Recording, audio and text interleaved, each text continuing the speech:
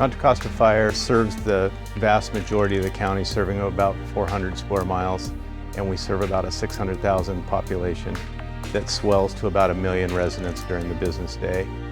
The county is very diverse, ranging from about 90 miles of shoreline to the top of Mount Diablo, which reaches a peak of about 4,000 feet. I think like most fire districts, the biggest challenge is trying to provide the wide variety of services that are required of us on a shrinking budget and reduced resources. The vast majority of our calls per year are EMS calls, about 66% of those. And so we're out so often on EMS calls, it ties our firefighters up for calls that are more complex, such as fires and significant rescue incidents. So we deployed some squads last year, 2-person EMS squads, to try and take some of that burden off of our engines and trucks. And the next step was for us to try and take a better control of the EMS transport resources in the county.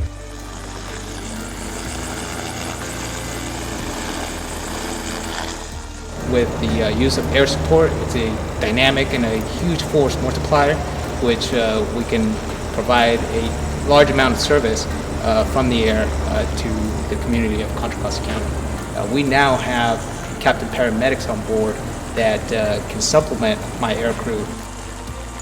We got Mount Diablo right in our backyard, waterways out here, so the ability for us to have a full air crew that's ready and available to respond for, even the broken ankle at Mount Diablo can be a long process to get them down. So the fact that we do now have this asset here is huge for the citizens of this county. Next, we decided to compete for the ambulance transport contract. The partnership model was the model that we chose.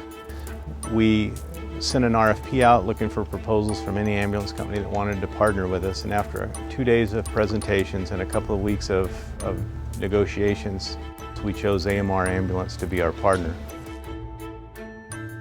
AMR is the largest ambulance provider in the United States, and our mission is to care for people in need. And what I mean by that is whether someone needs ride from a hospital to hospital all the way through their most critical medical emergency, AMR provides those services across the country. The reason we chose AMR was really twofold. First of all, they've been providing service in the county for about 30 years. They've been doing it successfully. They're well respected. And secondly, they're part of a larger visionary healthcare company that I think will position us to be more competitive in the future as Affordable Care Act and healthcare reform progresses.